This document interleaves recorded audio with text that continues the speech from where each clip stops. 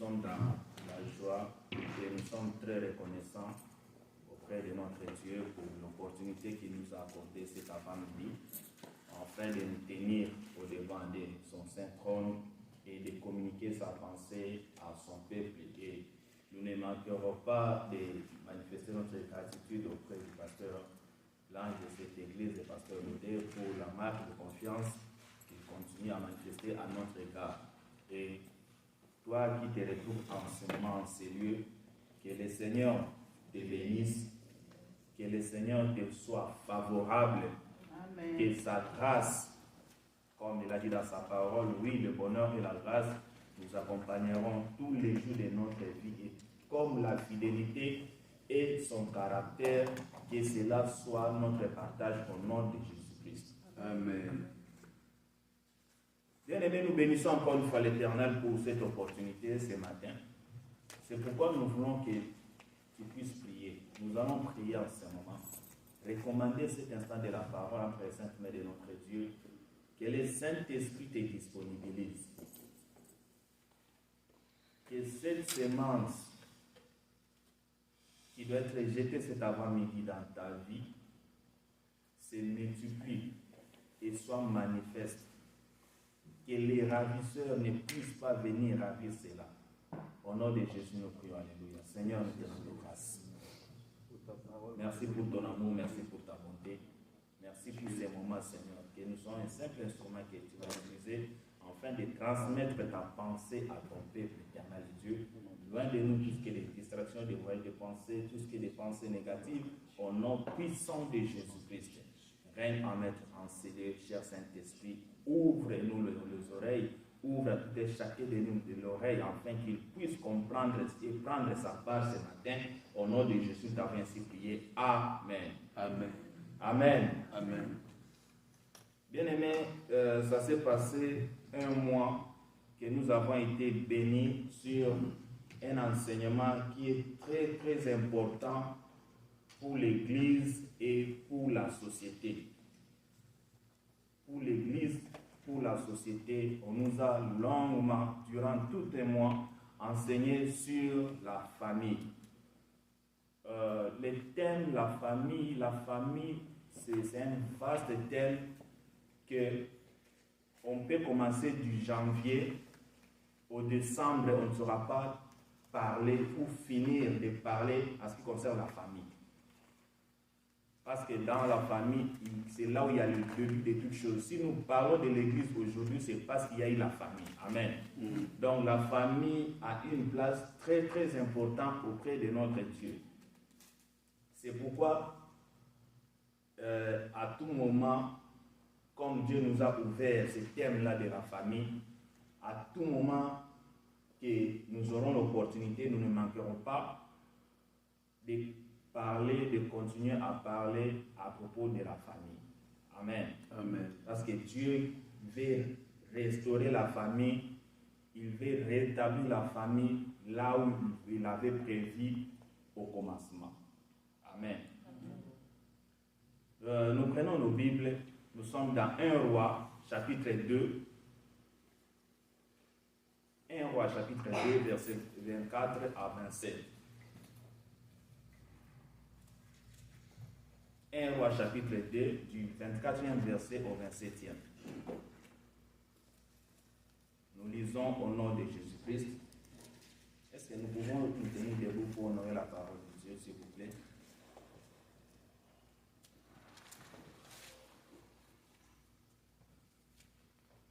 Merci. Nous lisons au nom de Jésus.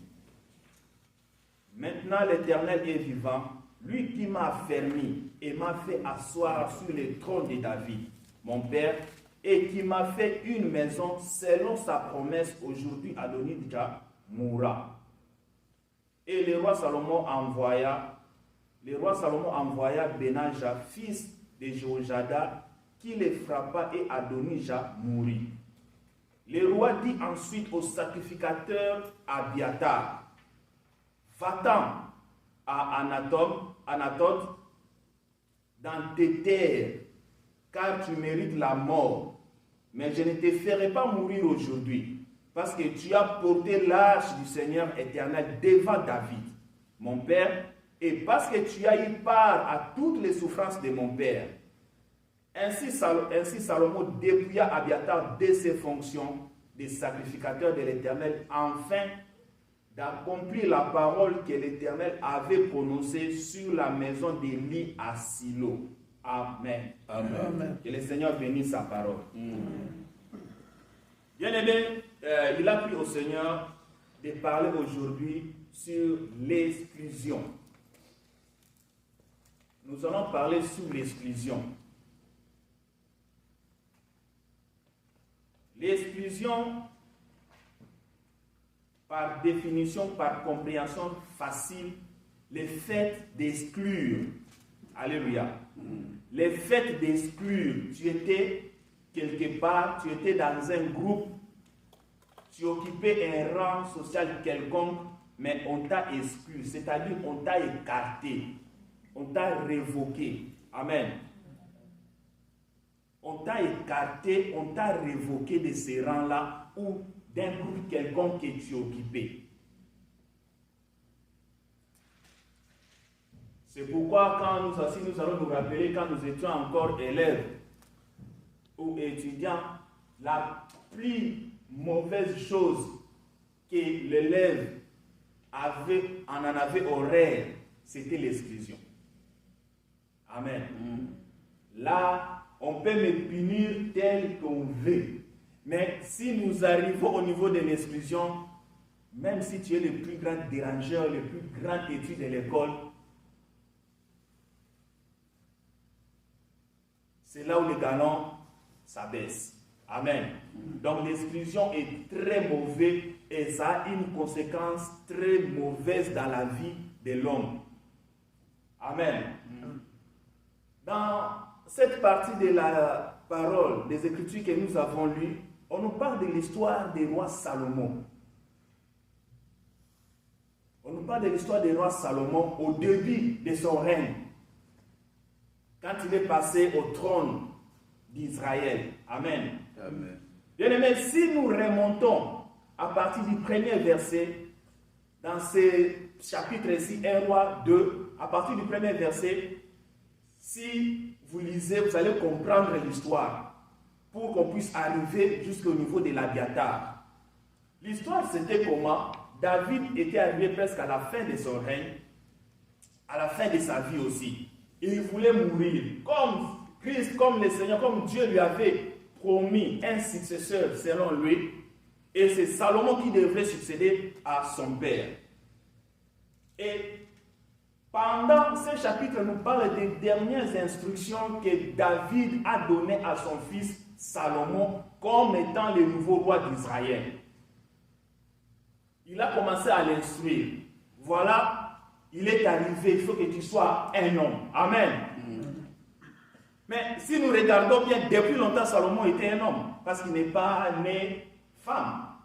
Mais pourquoi David doit lui dire que tu dois être maintenant un homme, il faut que tu sois un homme?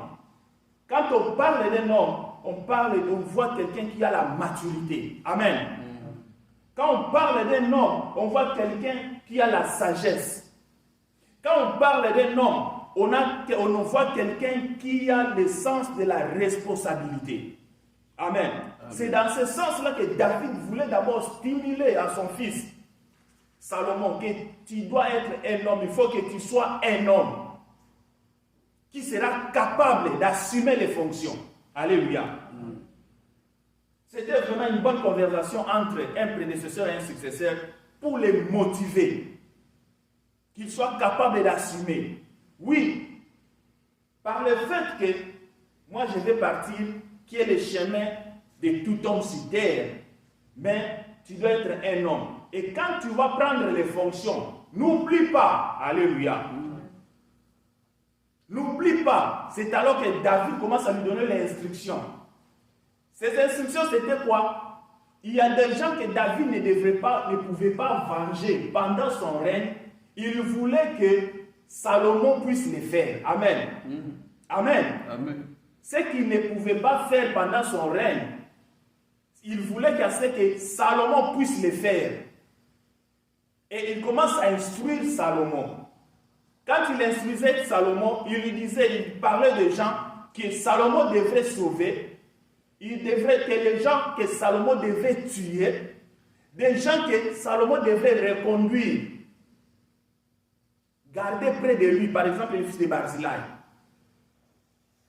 Et pourquoi David disait à Salomon cela? Il dit, par rapport à la façon dont ces gens ont agi à mon égard. Alléluia. Par rapport à la façon dont ces gens ont agi à mon égard. Comment est-ce qu'ils ont été à mon égard? Est-ce qu'ils ont été bons envers moi? C'est pourquoi, bien aimé, encore une fois, cette lecture m'a fait voir que dans la vie, il faut toujours bien agir. Même si tu n'en bénéficies pas, mais ta postérité en bénéficiera. Amen. Alors, Amen. Ta postérité en bénéficiera. David est parti, mais il a légué à son fils de faire du bien à ceux qui l'ont fait aussi du bien. Et à faire du mal à ceux qui l'ont fait aussi du mal.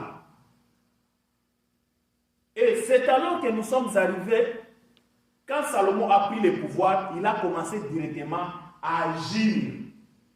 Alléluia. Agir comme son père l'avait dit. Ceux qui devaient être préservés, ils les ont préservés. Ceux qui devront être tués, écartés, ils commencent la chasse à l'homme. Le règlement des comptes commence. Donc, pour dire comme la Bible lui dit, il n'y a rien de nouveau sur cette terre. Et la science complète en disant, rien ne se crée, rien ne se perd.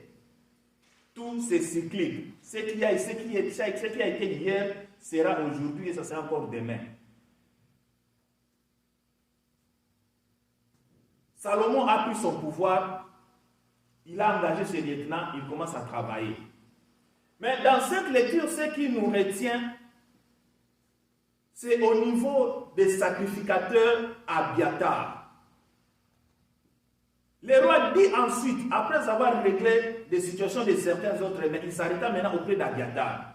Il dit à Abiatar, va-t'en à Note, dans tes terres, car tu mérites la mort. Amen. Bien aimé, les histoires ici de renvoyer quelqu'un dans son village natal, ça ne date pas d'aujourd'hui. Alléluia. Amen. Donc c'est pour dire encore que rien n'est secret, rien n'est nouveau sur cette terre. La Bible a tout dit. La Bible a tout dit. Même sur le plan scientifique, même sur le plan social, toutes les questions sont répondues dans la Bible. Donc la Bible n'est pas surprise. Parce que rien ne surprend la Bible. Et pour un chrétien aussi, rien ne doit le surprendre. Parce que tout y est. Abiatar, Salomon est venu, il a dit, je ne vais pas te tuer, mais rentre seulement chez toi. Alléluia. Amen. Rentre chez toi, dans ton village natal, dans ton Kabea Kamwama. Là où on envoie toujours les gens, rentre dans ton village, va rester là-bas. Salomon dit au sacrificateur Abiatar, va-t'en à Note dans tes terres, car tu mérites la mort, mais je ne te ferai pas mourir aujourd'hui. Parce que tu as porté l'arche du Seigneur l'Éternel devant David, mon père, et parce que tu as pris part à toutes les souffrances de mon père. Bien aimé, Abiatar, malgré que Salomon lui renvoyait dans son village natal, mais il avait aussi des bons souvenirs.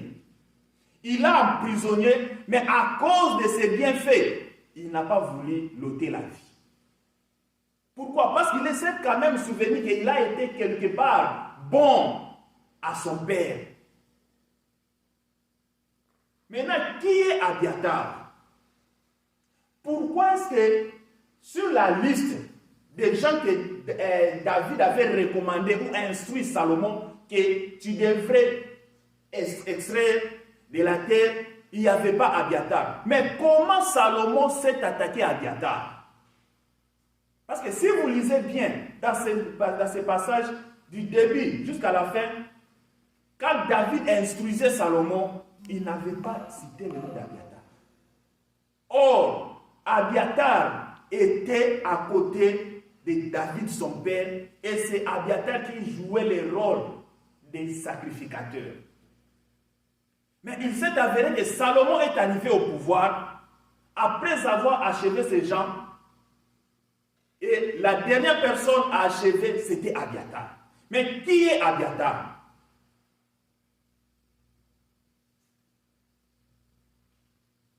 Qui est Abiathar? Nous sommes dans 1 Samuel chapitre 22-20.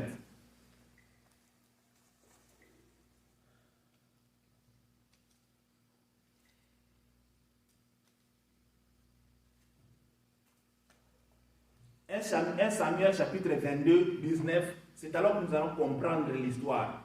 Pourquoi il s'est intéressé à Abiathar et qui est Abiathar?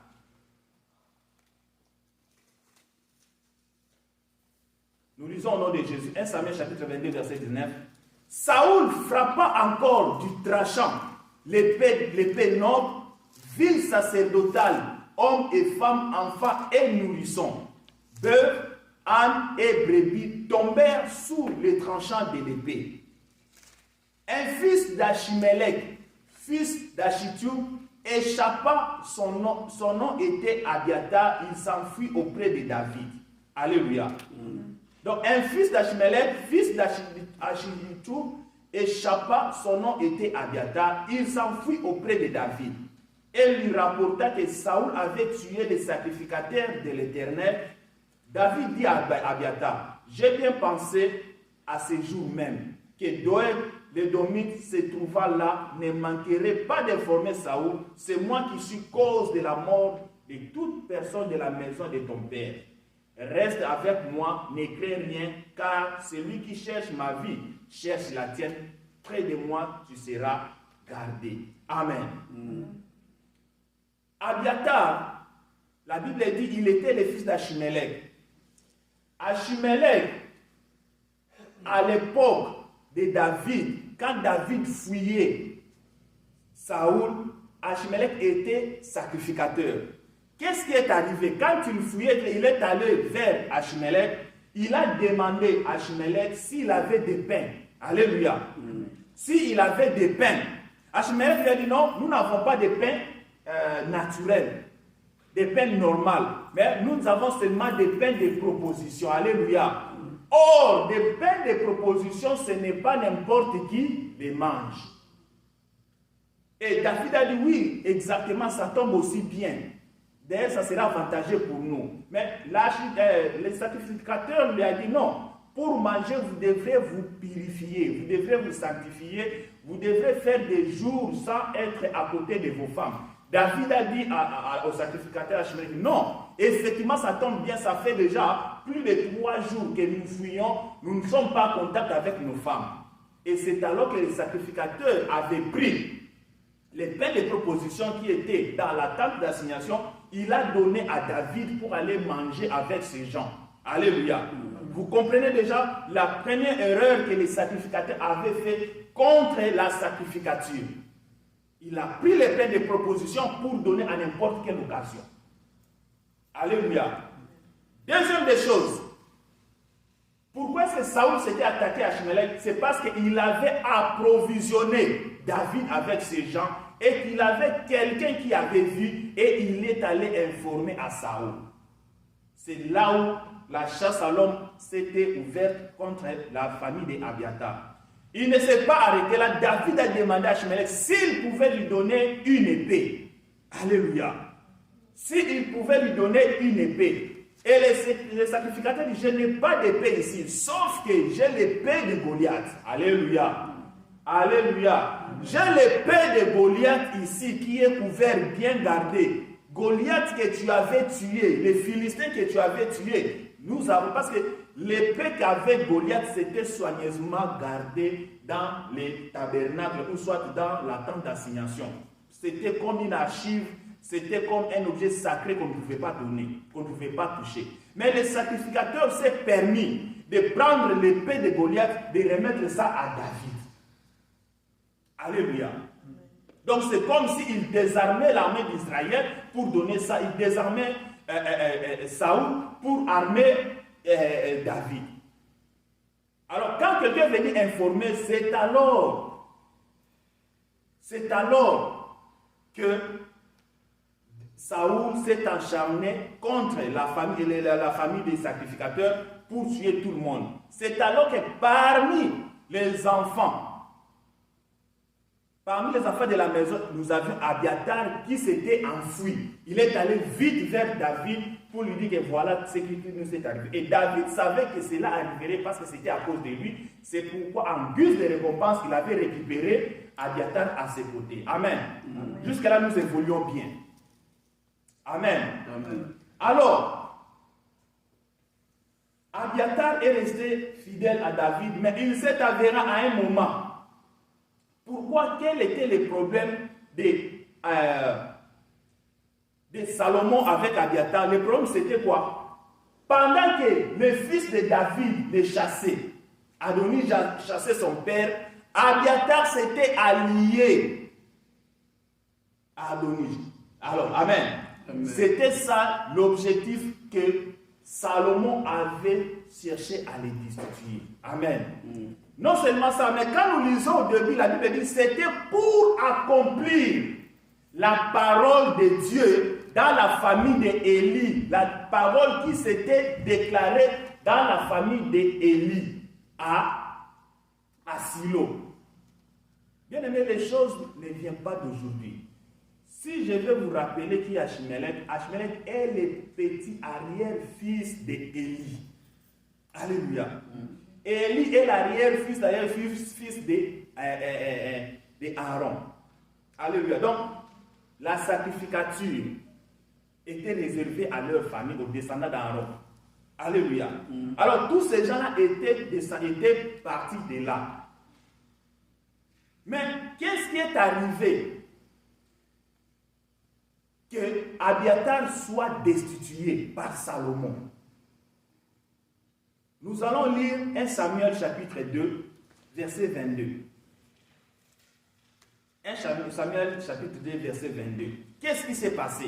Pourquoi est-ce que Abiatar, qui est l'arrière petit-fils d'Élie, a été destitué de ses fonctions, a été exclu de ses fonctions? Qu'est-ce qui s'est passé?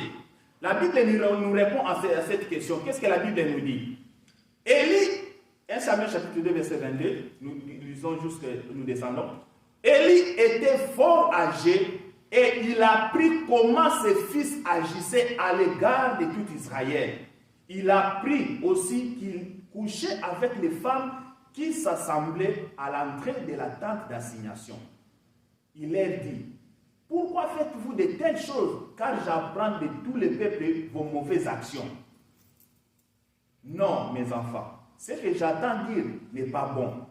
Vous faites pécher le peuple de l'Éternel. Si un homme pêche contre un autre homme, Dieu le jugera. Mais pécher contre l'Éternel, qui intercédera pour lui? Et ils n'écoutèrent pas la voix de leur père, car l'Éternel voulait se les faire mourir. Les jeunes Samuel continuaient à grandir et il était agréable à l'Éternel et aux hommes. Mais écoutez maintenant, un homme de Dieu vint auprès d'Élie et lui dit: ainsi parle l'Éternel. Alléluia.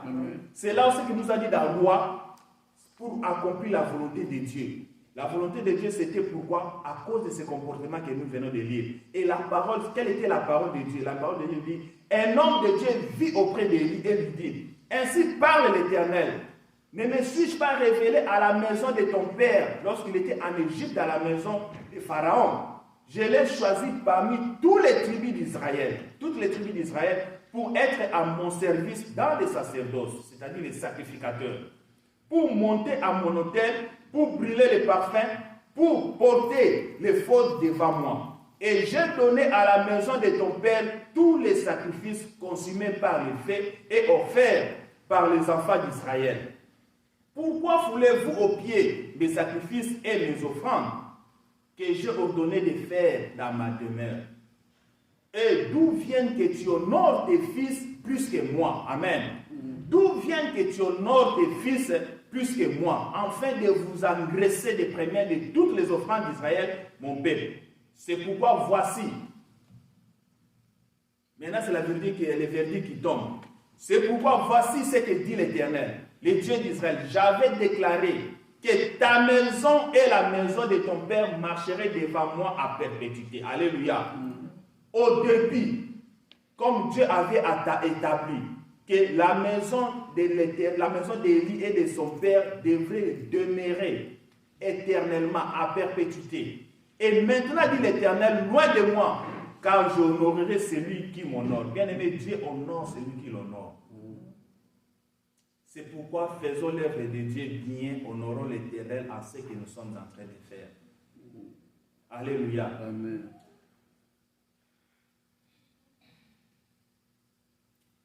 J'honorerai celui qui m'honore, mais ceux qui me méprisent seront méprisés. Voici l'état arrive où je retrancherai ton bras et les bras de la maison de ton père, en sorte qu'il n'y aura plus de vieillards. Alléluia. Je veux que vous puissiez souligner, premièrement, il enlève la sacrificature. Deuxième des choses, il dit, il n'y en aura point de vieillards, c'est-à-dire, il les a même exclus de la longévité de la vie. C'est-à-dire, dans les descendants d'Élie, il n'y aura plus de vieillards. Dans ta maison, tu verras un adversaire dans ma droite, dans ma demeure, tandis qu'Israël sera comblé de biens et il n'y aura jamais de vieillards dans ta maison. Je laisserai subsister après mon autel l'un des tiens afin de consumer le jet d'attrister ton âme. Mais tous ceux de ta maison mourront dans la force de l'âge. Alléluia. Et tu auras pour signe ce qui arrivera à tes deux fils, Ophni et Phinehas, ils mourront tous les deux le même jour. Et je m'établirai un sacrificateur fidèle qui agira sur mon cœur et selon moi. Bien-aimés, alléluia. Amen. Nous continuons avec les mêmes messages. Maintenant, cette fois-ci, le message est venu à travers Samuel. Samuel qui était encore un enfant. C'est la première vision d'ailleurs. C'est le premier message que Dieu a donné à Samuel pendant tout son ministère. C'était le premier. Et c'était quoi? Nous sommes dans 1 Samuel chapitre 3, 10 à 14. L'Éternel vint et se présenta et il appela comme les autres fois. Samuel répondit, parle, car ton serviteur écoute. Alors l'Éternel dit à Samuel, voici je vais faire en Israël une chose qui étourdira les oreilles de quiconque l'entendra. Alléluia. En ce jour, j'accomplirai sur Élie tout ce que j'ai prononcé contre sa maison. Je commencerai et j'achèverai. Là, c'est la frappe de Dieu qui commence maintenant. Je lui ai déclaré que je vais punir sa maison à perpétuité à cause du crime dont il a connaissance. Quand Dieu punit, il ne punit pas directement. Il t'avertit d'abord pour que tu aies connaissance quand la punition arrivera. Alléluia. Et par lequel ses fils se sont rendus méprisables sans qu'ils aient réprimé. Alléluia. Sans qu'ils les aient réprimés. C'est pourquoi je jure à la maison d'Élie que jamais les crimes de la maison d'Élie ne sera expiré ni par des sacrifices, ni par des offrandes. Alléluia. Amen. Ni par des sacrifices, ni par des offrandes. C'est pourquoi la sacrificature est sortie de chez Lévi, est allée dans la maison de Juda. Alléluia. Ça s'est fait les transferts. C'était chez les Lévi. Et la sacrificature est sortie pour aller à la maison de Juda. Dans les tribus de Juda, c'est là où nous avons les souverains sacrificateurs qui est Jésus-Christ de Nazareth. Alléluia. Amen. À cause de cette exclusion, à cause de ce que les enfants d'Élie ont fait, et à cause de lâcheté, de l'irresponsabilité de leur père. Bien-aimés, nous avons compris où est sortie toutes ces choses. Et quand vous continuez la lecture, quand Dieu parlait à Samuel, Samuel a eu peur. Pourquoi Samuel a eu peur? Là, je m'imaginais pendant que je méditais ce passage, je me suis dit, tu as un père spirituel, toi tu n'es qu'un enfant qui ne connaît rien, qui n'a jamais écouté Dieu. Et la première expérience directement, Dieu est en train de réprimander ton père. Waouh! Ce n'est pas facile à digérer. Alléluia. Et j'ai compris la réaction de Samuel. Samuel, la Bible me dit, Samuel a continué à dormir. Quand vous étudiez à partir de 15, Samuel, après le message de Dieu, Samuel s'est endormi. Et quand il s'est endormi, Élie a compris qu'il y a eu quelque chose. Et Samuel a gardé silence, il ne voulait pas parler à Élie. Comment il va commencer? J'ai un père à moi, la personne qui m'encadre, mon père spirituel. Mais Dieu les réprimande et me dit qu'il a réprimandé. Alléluia. C'est trop dur. Et je comprends le silence des jeunes Samuel. Et heureusement, le discernement était auprès d'Élie. Il a dit, dis-moi tout ce que le Seigneur t'a dit, ne me cache rien, de peur que tu sois aussi frappé. Alléluia, intimidation. Dis-moi tout ce que Dieu t'a dit. Ne cache rien, de peur que tu sois aussi frappé. Et Samuel l'a dit. Bien aimé, on a vu en plus, il n'y avait pas longtemps, Élie et ses enfants sont décédés. Je vais dire quoi par là? Bien aimé, je rentre maintenant dans le dossier de la famille. Si l'autre était frappé, si Élie était frappé, ce n'était pas à cause de ses péchés, ce n'était pas à cause de ce qu'il a fait, mais c'était à cause des péchés de ses enfants qu'il a entretenus. Alléluia. Des péchés de ses enfants qu'il a entretenus. Ces enfants se comportaient mal, tellement qu'ils étaient les descendants d'Aaron des sacrificateurs. Automatiquement, après Élie, on devait avoir un enfant et l'un de ses enfants prendre le rôle de sacrificateur. Mais Dieu a fait voir. Élie devrait se tenir debout comme un père responsable, comme un gardien de sacrificature. Mais Élie n'a pas fait cela. Il n'a pas réprimandé ses enfants. Chers hommes de Dieu, nous avons le devoir de réprimander nos enfants à ce qui concerne les choses de Dieu. Ils doivent apprendre à craindre Dieu pour conserver les sacrificatures dans la famille. Alléluia. Pour conserver la présence de Dieu dans votre perpétuité. Alléluia. Je ne sais pas si on se comprend. Si Élie a été frappé, c'est parce qu'il a été trop large. Il voulait laisser les enfants faire ce qu'ils veulent. Et s'il faut parler aux enfants, il parlait aux enfants en négociant, en cajolant les enfants. Il dit, pourquoi vous faites ça? Ce n'est pas bien. Non. La Bible dit, c'est qui aime bien châtie bien. Alléluia. Qui aime bien châtie bien. Tu es un sacrificateur. Tu dois garder la sacrificature dans ta maison. Pour qu'après toi, les enfants continuent les mêmes chemins. Mais aujourd'hui, les parents laissent aux enfants la liberté de faire quoi que ce soit. Soit disant qu'ils ont encore l'âge, ils n'ont pas compris. Non. Apprenez à l'enfant les chemins qu'il doit suivre.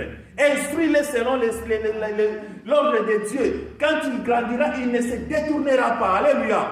C'est la parole de Dieu.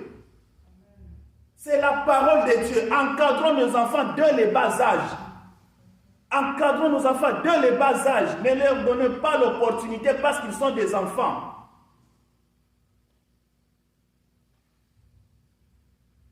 Dieu a réprimandé Élie. Il a dit, il a préféré ses enfants que Dieu. Il a sacrifié les sacrificatures pour ses enfants. Et voilà les conséquences. Toute une génération est exclue des sacrificatures. Toute une génération.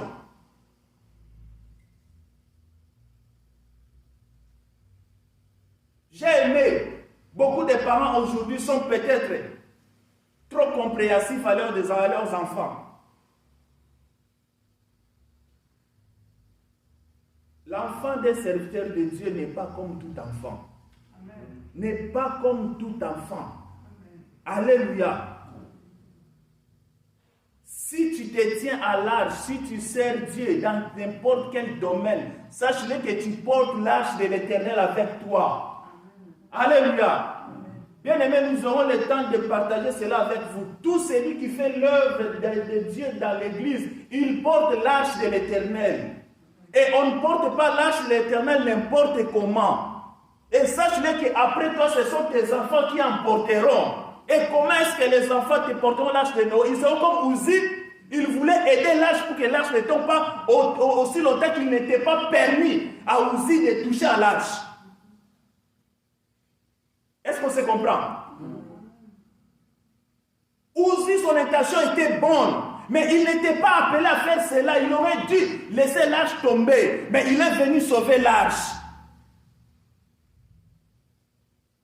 Ne donnons pas à nos nos enfants lâchent aussi longtemps qu'ils ne sont pas encore conscients. Et ceux qui vont les conscientiser, c'est nous les parents.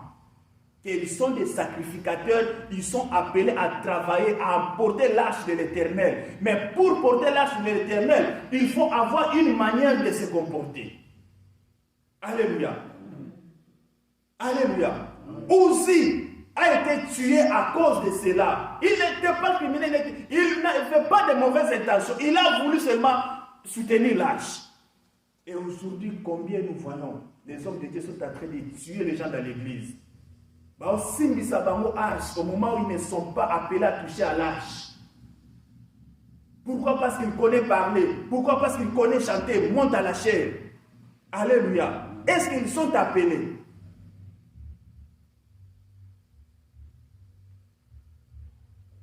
Alléluia.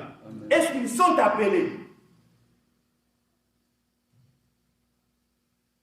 Dieu a dit, je vais les traiter durs. Ces enfants sont allés par le fait que leur père ne les réprimandait pas. Mais les enfants sont allés jusqu'à coucher avec les femmes dans la tente d'assignation. Dans la présence de Dieu. Combien se déroute? Et que les pères spirituels connaissent cela, mais ils sont en train de cajoler les brebis engraissées. À cause de sa situation, à cause de son rang social, je ne vais pas les perdre dans l'église. Je dois les laisser. Mais comment est-ce qu'ils se comportent? Tu sais comment ils se comportent, mais tu les gardes dans l'église parce que c'est un brebis engraissé, parce qu'il amène l'argent à l'église, parce qu'il chante bien, parce qu'il travaille bien, il modère bien, il prêche bien. Alléluia. Amen. C'est pourquoi les ministères de beaucoup de gens sont détruits. C'est pourquoi les ministères de beaucoup de gens sont détruits. À cause de complaisance. Il y a un frère qui voulait faire son clip. Il est venu m'intéresser. Oh non, papa, je préfère que non, tu puisses assister à mon clip. Ah bon, tu as l'intention de faire les clips? Oui, j'ai déjà fait tout. Je veux qu'en tout cas, tu sois au centre de mon clip. Je lui ai posé la question, qui sont dans ces clips? Alléluia. Je lui ai posé la question, qui sont dans ces clips? Il commence à me citer les gens. Et il me cite les gens. Nous n'avons pas les thermomètres spirituels, mais nous avons les discernements. Alléluia. Nous n'avons pas les thermomètres spirituels pour tester la température spirituelle des gens, mais nous avons les discernements. C'est l'intérieur qui influence l'extérieur. Alléluia. C'est l'intérieur qui influence l'extérieur. J'ai dit seulement à ces frères-là, c'est bien. Merci pour ton intention envers moi. Merci pour ta sollicitation.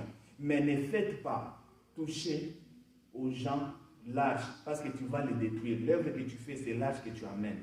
Alors, il ne faut pas détruire les gens. Il m'a posé la question, papa, pourquoi tu me dis ça? J'ai fait passer ces jours-là. L'autre jour, il est venu me poser la même question. J'ai dit, les gens qui sont dans ton clip là, sur quelle base de critères que tu les as choisis? Est-ce que tu as demandé au Saint-Esprit? Bien aimé, chers musiciens, chers chanteurs, l'œuvre que vous faites, c'est l'œuvre de Dieu. C'est l'âge que vous amenez. Ne donnez pas n'importe qui. J'ai fait voir à ces frères-là, je lui ai expliqué tel que je vais l'expliquer. Les frères, jusqu'aujourd'hui, il n'a pas fait son clip.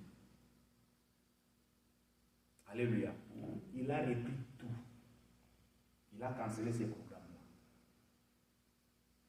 Un jour après, je pense 2, 3, 4, 5 mois, je lui pose la question, mais comment je n'ai plus revu ton clip? Tu m'avais dit que ça dit, ah papa, ce que tu m'avais dit là m'a fait peur.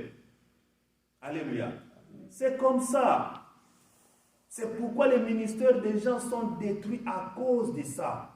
Élie a été exclu par Dieu à cause de ça. Et cette exclusion n'est pas seulement partie dans son ministère, mais c'est entré même dans sa famille, c'est-à-dire que dans sa génération, même 1000 ans après, il n'y aura pas de vieillards. Imaginez-vous un monde sans vieillards. Comment est-ce que le monde vivra? Les jeunes ont la force, les vieux ont la sagesse. Et ce sont les deux choses qui dirigent le monde, même dans les choses de Dieu, même dans la vie sociale.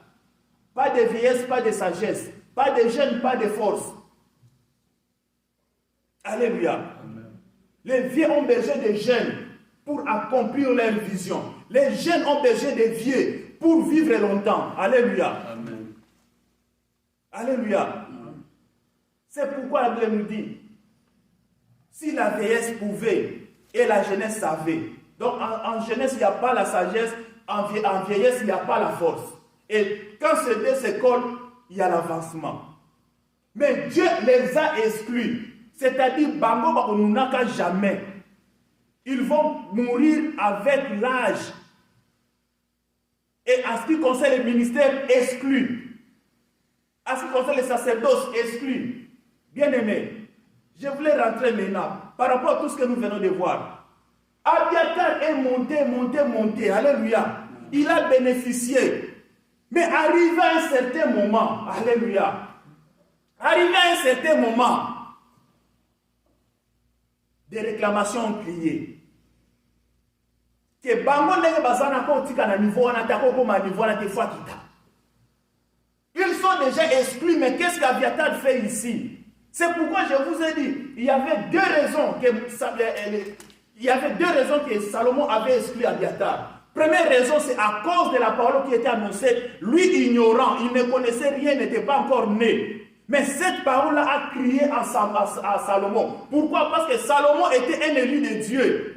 Il a été intronisé par Dieu. Alors Dieu ne pouvait pas le laisser travailler avec une famille qu'on a déjà exclue. David a travaillé avec Abiatar par ce qu'on appelle la dette morale. Alléluia. Par ce qu'on appelle la dette morale. David avait une dette. Parce que si cette famille-là est détruite, c'est à cause de moi. C'est parce qu'ils m'ont sauvé. C'est parce qu'ils m'ont gardé. C'est alors qu'il doit être à côté de moi. Et il a rassuré que si ceux qui me cherchent,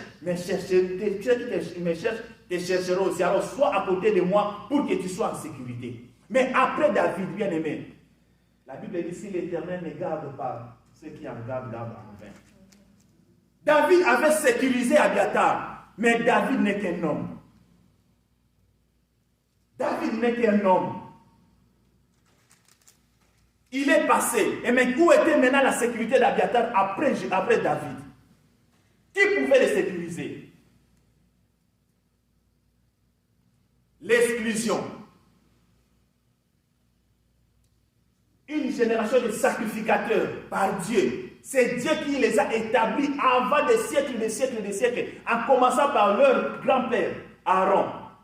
Mais arrivé après plusieurs générations, Dieu a dit, je renonce à ce que j'avais dit. Alléluia. Je renonce à ce que j'avais dit. Et dans cette famille, dans cette lignée, il n'y aura plus jamais de sacrificateurs. Il n'y aura plus jamais de vieillards dans cette génération, dans cette lignée. Alléluia. Il est exclu. Bien-aimé, combien les choses se passent dans nos familles? Aujourd'hui, considère-toi comme Abiatar. Abiatar est monté. Comme il y avait des réclamations d'exclusion, il était finalement exclu. Et comme il y avait d'exclusion sur la longévité, bien-aimé, la mort l'avait rattrapé à jeune âge. Qu'est-ce qu'on a exclu dans ta lignée paternelle, dans ta lignée maternelle? Qu'est-ce qui ne marche pas? Parfois, vous avancez à un certain niveau comme une atome aux zombies. Comme j'ai suivi dans un documentaire, je ne sais pas, dans l'histoire des réseaux sociaux, on compare un Africain, on compare des Africains aux Scrabs. On compare les Africains aux Scrabs. Et le monsieur dit, ne t'en fais pas. L'Africain, ce sont comme des Scrabs. Prends un bassin de Scrabs. On va Scrab. Crabe. Non, on fait Scrab déjà géant. Voilà. Tu prends un bassin, tu mets des crabes à l'intérieur. Et tu verras que quand l'autre commence à chercher à monter pour sortir du bassin, les autres viendront pour faire quoi? Kokitisaï. C'est ça un Africain.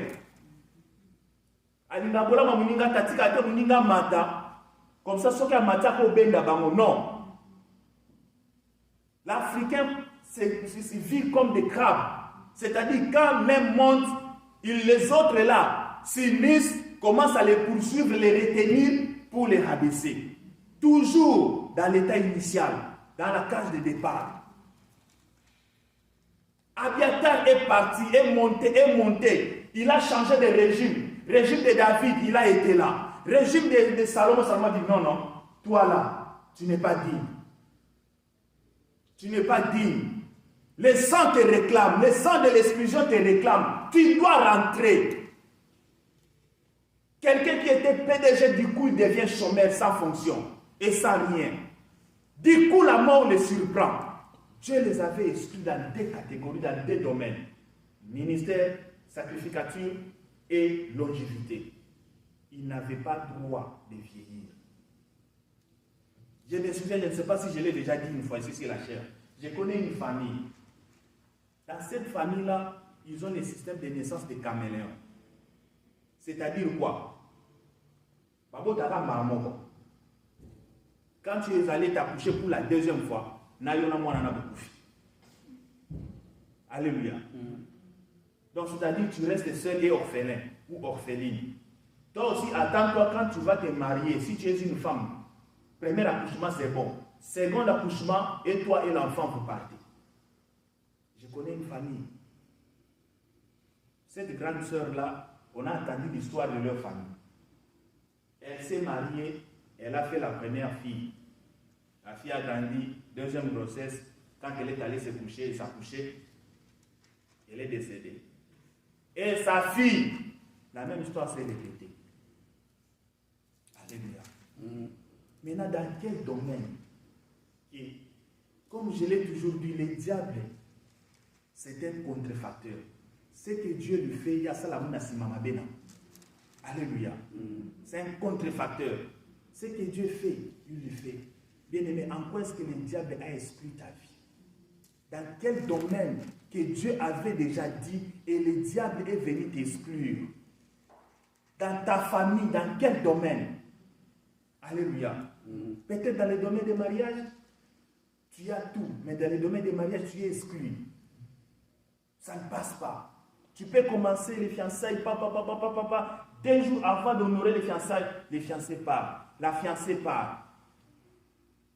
Dans quel domaine? De maternité, tu peux t'épouser, tu peux te marier. Tu avances au niveau de maternité, exclu. Donc toi, tu ne peux pas être appelé parent. Toi, tu ne peux pas être appelé marié. Toi, tu ne peux pas être appelé salarié. Bien aimé, le diable là, il nous réclame. De la même manière que Abiatar, qui a vécu, il était le sacrificateur puissant pendant l'époque de David. Mais arrivé à l'époque de Salomon, Salomon l'a exclu. Mais pourquoi Salomon l'a exclu? Salomon, pour lui, il voyait la raison humaine. Il ne savait pas qu'il accomplissait la parole de Dieu. Alléluia. Même quand on te cherche dans le travail là, ne pense pas que c'est l'intention de ton chef. C'est le monde des ténèbres qui dirige ce chef là. Alléluia. Même ceux qui t'ont frappé là où tu es exclu, ne pense pas que ce sont les intentions des gens de ce monde ou de la personne. Non. C'est déjà bien établi. Vous êtes exclu dans ce domaine-là. Vous êtes exclu dans ce domaine-là. Mais le diable doit chercher un vecteur. Alléluia. Le diable va chercher un vecteur, un catalyseur qui permettra seulement cette action, vous mettre cette action et puis sort net. Abiatar est allé s'allier à Adonija.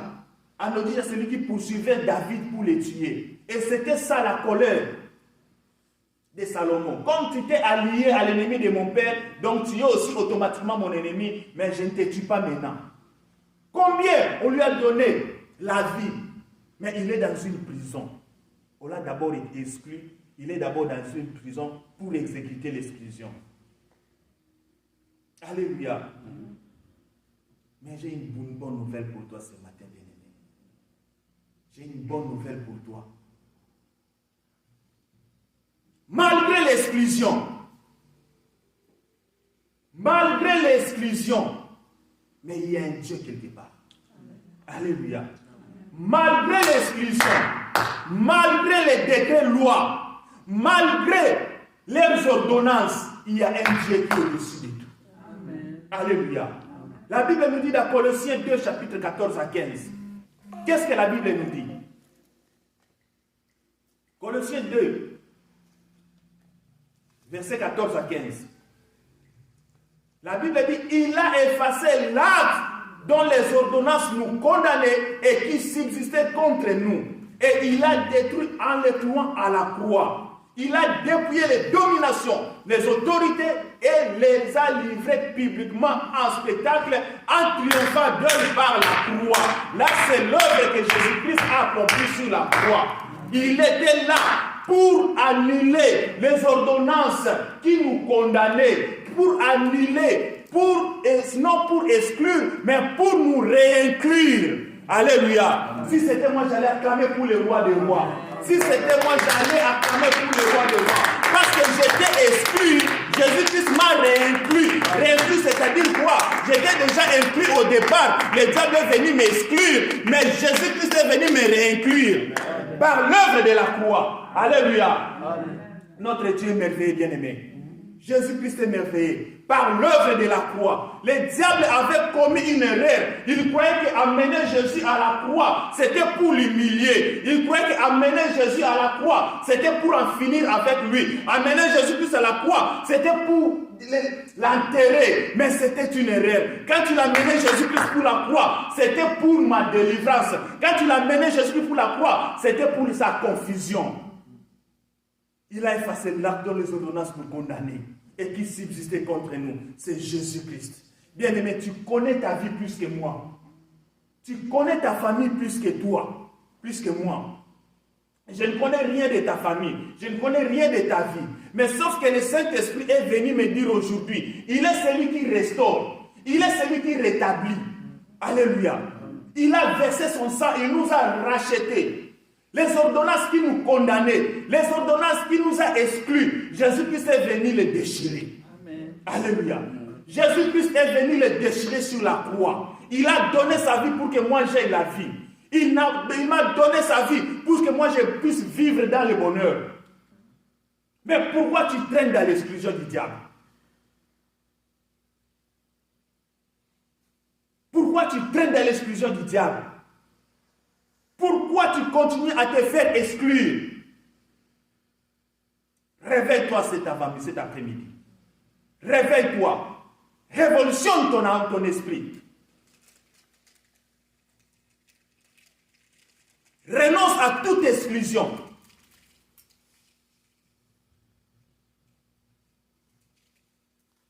Alléluia. Renonce à toute exclusion. Tu ne vis plus sous l'exclusion, mais tu vis sous l'inclusion, sous la réinclusion de Christ. Christ t'a réinclus là où dans tes droits, là où c'était au départ.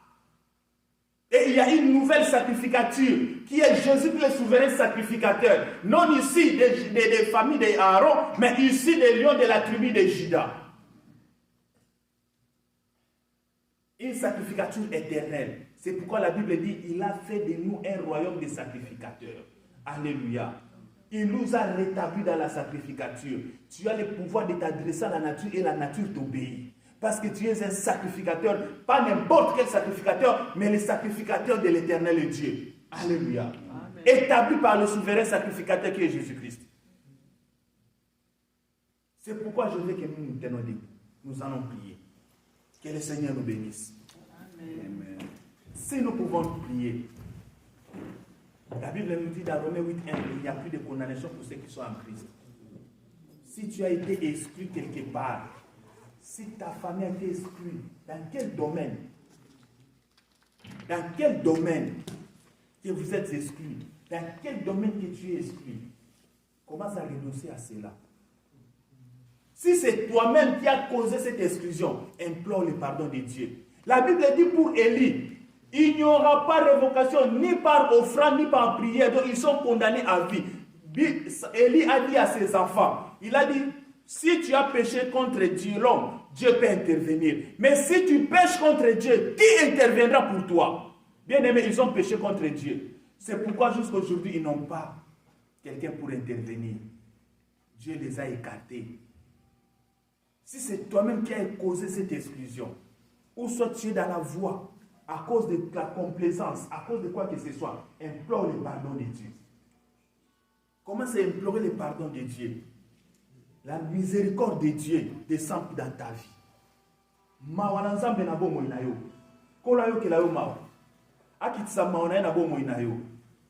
Aboto la to ya pesa ki yo alongola ote na mulongo ya ba plan na ye. Tu vas implorer le pardon de Dieu. Bien-aimé, commence à implorer le pardon de Dieu. Que Dieu te pardonne. Oh Seigneur, pardonne-nous, Seigneur Jésus. Nous ne sommes pas meilleurs, éternel et Dieu de grâce. Nous implorons ta miséricorde, Seigneur Jésus. Nous avons écouté ta parole, éternel et Dieu. Restaure-nous, éternel et Dieu de grâce. Oh Rabba Shenda Rabba Baba Sheka Baba. Renda Rabba Shenda Rabba Baba Ekabara Sheke. Seigneur, nous implorons ta miséricorde, Seigneur Jésus. Ne nous traite pas selon nos péchés, Seigneur Jésus. Ne nous traite pas selon nos péchés, tendre Père éternel et Dieu. Nous avons besoin de ta miséricorde, Seigneur Jésus. Aie pitié, Seigneur Jésus. Aie pitié, tendre Père éternel. Pardonne-nous, pardonne-moi, Seigneur. Pardonne mon frère, pardonne ma soeur, Seigneur Jésus. Oh, Yaraba, Shetaraba, Baba, Ikaba, Shiki. Yaraba, Santa, Rababa, Yokobo, Shikaraba, Santa.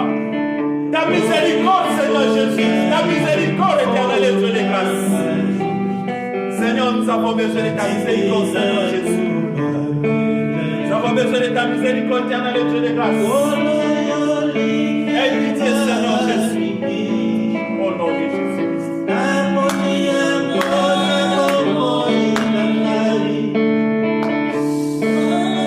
Bien-aimé, tu vas prier, tu vas renoncer à toute expulsion des mondes des ténèbres dans ta vie, dans ta famille. Commence à renoncer à cela. Commence à renoncer à cela.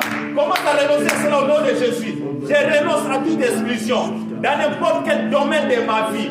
Quel que soit sur la longévité, dans mon ministère, dans le nom de Jésus. Dans le nom de Jésus. Bien-aimé, commence à renoncer à cela. Commence à renoncer à cela.